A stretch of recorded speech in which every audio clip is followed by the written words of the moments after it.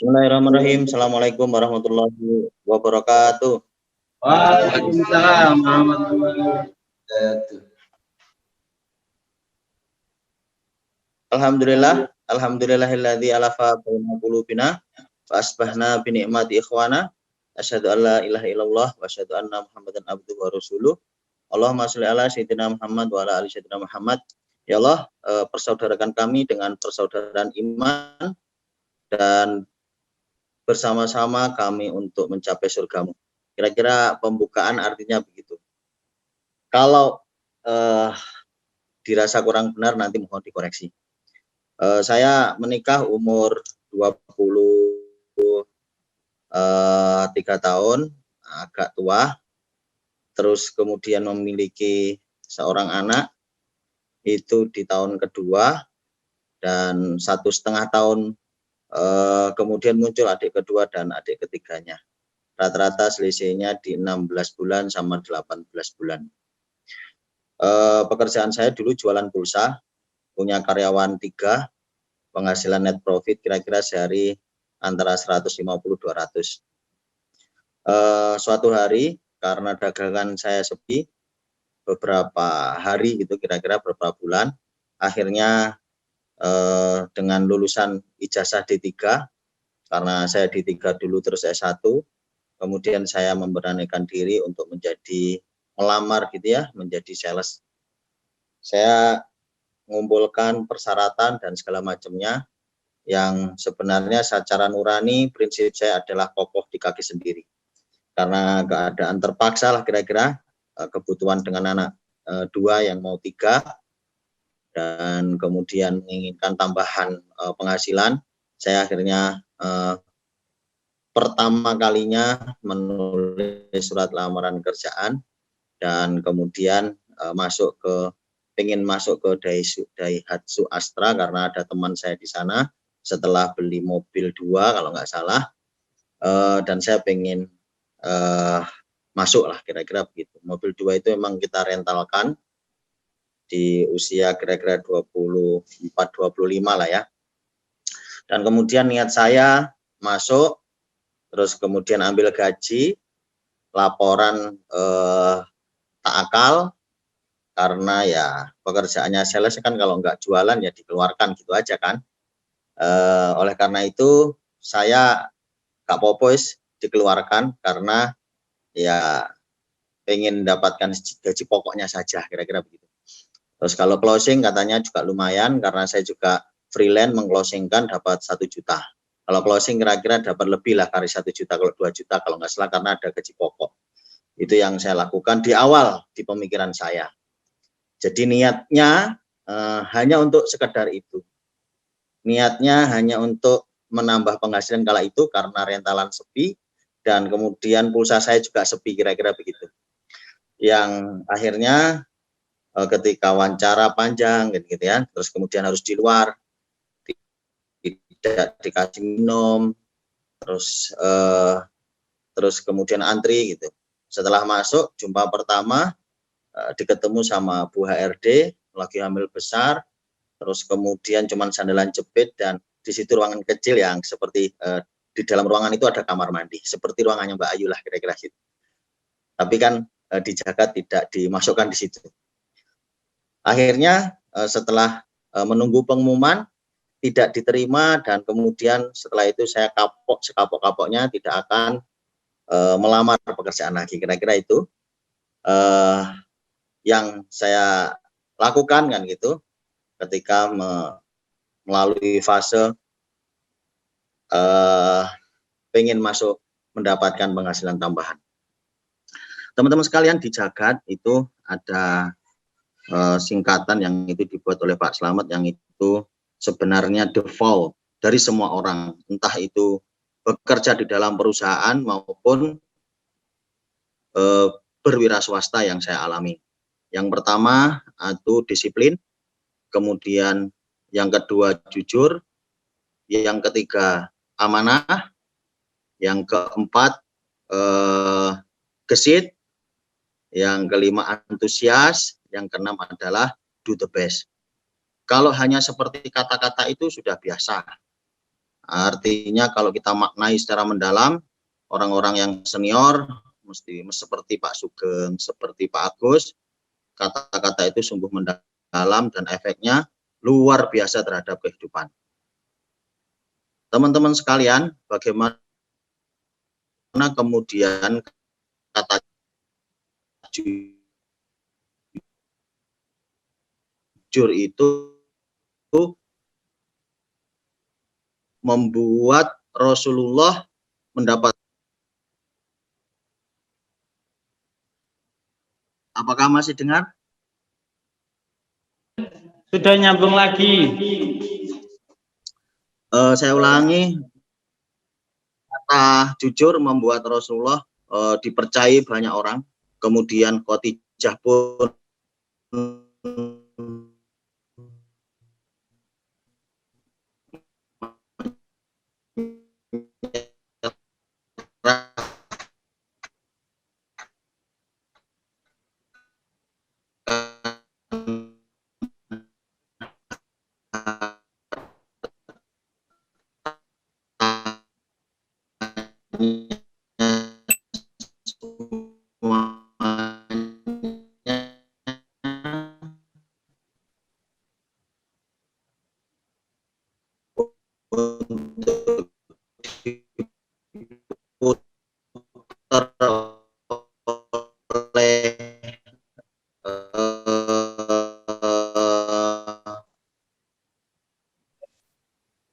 mohon maaf, suaranya putus-putus, sinyalnya putus-putus.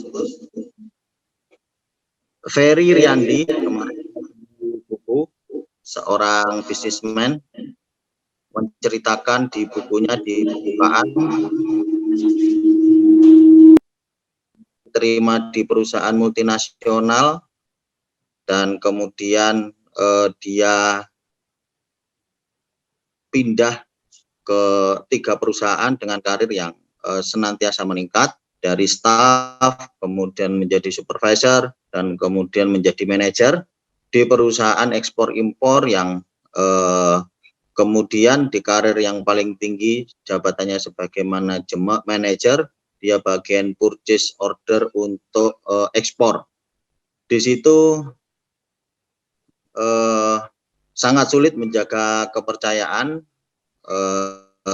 sangat sulit untuk tidak mendapatkan gangguan setan. Katanya beliau, dia seorang Nasrani dan kemudian menjelaskan dia juga keluar. Setelah keluar, akhirnya orang yang menjadi pengganti di manajernya itu akhirnya dikeluarkan dan dipinalti gara-gara dia memarkup dari transaksi jual dan beli.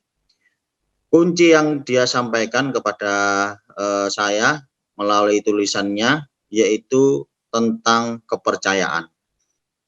Kepercayaan ini sangat penting dan luar biasa ujinya, termasuk mungkin yang teruji dalam tanda kutip Mas Alvan yang semua PIN, semua rekening ada di beliaunya.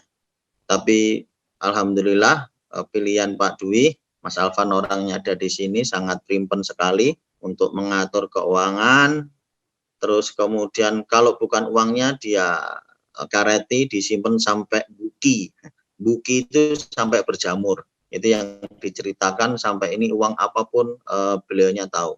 Dan primpen lah kira-kira gitu. Oleh karena itu saya dan Pak Dwi lost terhadap Mas Alvan. Kita nggak punya kunci, kita nggak punya ATM, pokoknya kita ngerti catatan saja. Meskipun ada kontrolernya hari ini Mas Andi dan Mas Rizky. Ini uang apa dan seterusnya. Oleh karena itu balance-nya secara sistem juga disiapkan dan secara orangnya juga disiapkan. Teman-teman sekalian, membuat tim dan membuat sistem itu bukan perkara yang mudah untuk mencapai engagement yang luar biasa, untuk sama-sama mengejar target yang kita inginkan. Oleh karena itu, saya paham dan saya sadar semakin tinggi pohon, semakin ombaknya semakin besar. Dan ombak itu tidak hanya dari luar, dari dalam pun insya Allah kita akan merasa banyak ombak yang akan menerjang kita. Oleh karena itu, kita membuat sistem yang tujuannya bagaimana yang terlambat, ya jika ada punishment karena di sini ada konflik interest saya dan beberapa adik saya yang ada di perusahaan, dan kemudian ada orangnya Pak Dwi yang juga ada di perusahaan, berusaha semaksimal mungkin membuat sistem yang kemudian kita tidak like and dislike dan juga tidak tebang pilih lah, kira-kira mungkin begitu. Oleh karena itu, bagi siapapun yang ada di dalam perusahaan ini, harapannya bisa menerapkan disiplin, berharap bisa menjaga amanah, berharap membuat jujur dan membuat situasi di dalam perusahaan ini kondusif. Teman-teman sekalian, itu yang penting tidak penting kita bicarakan. Sekali lagi ujung tombak kita adalah di penjualan. Oleh karena itu secara kapasitas kita berharap kapasitas teman-teman sales kita naikkan secara kualitas maupun kuantitas. Insya Allah kita akan rekrutmen terus.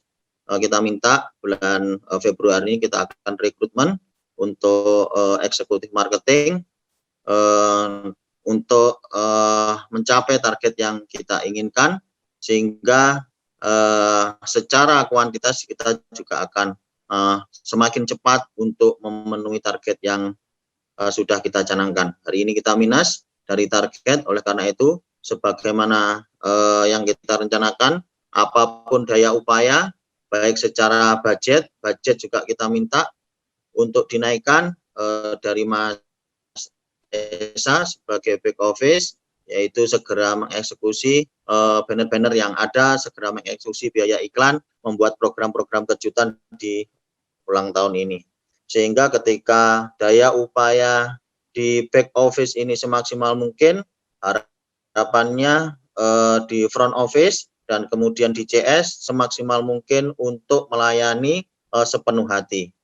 Insya Allah rezeki tidak akan tertukar, kalau rezekinya kita juga akan masuk kepada kita. Saya anaknya 7, setiap sekolah kita juga kadang bingung pada waktu itu, tapi saya dan istri yakin insya Allah semua kebutuhan kita tercukupi. Istilah orang tua kita, mesti ya ono ae. Kadang kita berpikir nanti untuk ini apa, untuk ini apa, untuk ini apa, tapi kalau kita berpegang pada default kita yang diminta oleh Allah SWT, yaitu bertakwa, insya Allah kebutuhan kita ini selesai. Semua kebutuhan yang kita butuhkan, kita minta kepada Allah, insya Allah selesai. Melalui jalan yang tidak disangka-sangka. Oleh karena itu teman-teman, turunan dari takwa itu kita sudah paham, salah satunya interpretasi di perusahaan kita, ya jujur, ya disiplin, ya amanah, ya gesit, ya melakukannya yang terbaik, bukan abal-abal, bukan yang kita fake yang kita lakukan, tapi benar-benar kita lakukan. Dimanapun kita berada, ketika kapasitas, ketika integritas kita itu ada, insya Allah orang itu mencari kita, bukan kita yang mencari-cari pekerjaan yang kita lakukan. Oleh karena itu membangun kapasitas diri yang baik, kemudian jujur, kemudian amanah, dan tidak membuat-membuat, saya kira itu harapannya melekat di setiap diri kita. Sehingga dimanapun kawan-kawan berada, bukan menjadi penyakit, tapi malah menjadi orang yang sangat bermanfaat di dalam perusahaan itu, di dalam komunitas itu, di dalam lingkungan masyarakat itu. Sebaliknya, ketika kita sudah dicap sebagai orang yang pembohong, kita dicap sebagai orang yang tidak kompeten, kita dicap under capacity, insya Allah dimanapun berada posisi kita akan dicap demikian pula. Kecuali kita bertobat, memperbaiki diri, dan kita bertakwa kepada Allah SWT, sehingga apa yang kita lakukan diterima oleh Allah SWT, dan kemudian kebaikan-kebaikan itu insya Allah akan berimbal kepada kita. Sering disampaikan al-jaza'u ihsan ilal ihsan dalam surat As-Saff, yang itu kalau kita berbuat baik akan kembali baik kepada kita. Pun demikian kalau kita berbuat buruk akan kembali kepada kita. Hukum karma akan tetap terjadi. Jadi kalau saya kemarin itu tujuannya jelek, ya jeleklah untuk saya. Jadi penerimaan yang kurang jelek, yang kurang baik, kemudian dalam tanda kutip bagi saya itu kurang sip lah, dihinakan kalau mungkin bahasa saya. Oleh karena itu kawan-kawan, mari kita bertakwa kepada Allah SWT, senantiasa berbuat baik, berbuat yang paling baik dilihat atau tidak dilihat manusia. Karena apa yang kita lakukan hanya untuk Allah semata. Teman-teman sekalian tetap semangat untuk hari-hari esok, karena kita fokus kepada impian kita tidak fokus kepada masalah-masalah yang kita hadapi. Ketika kita fokus terhadap masalah-masalah yang kita hadapi, energi kita habis untuk mengurusi itu. Tapi kalau kita berbicara masalah peluang ke depan, bahwasanya hari esok adalah hari yang gilang gemilang, hari esok yang penuh harapan, kita fokus energi kita terhadap masa depan kita, insya Allah hambatan-hambatan itu semuanya terhilangkan. Dan kita bisa bersatu, dan kita bisa berkolaborasi, tidak harus bersaing. Teman-teman sekalian, mari jaga kondusivitas di perusahaan kita. Semoga semakin besar pertumbuhan perusahaan kita bisa mensejahterakan semua tim yang ada.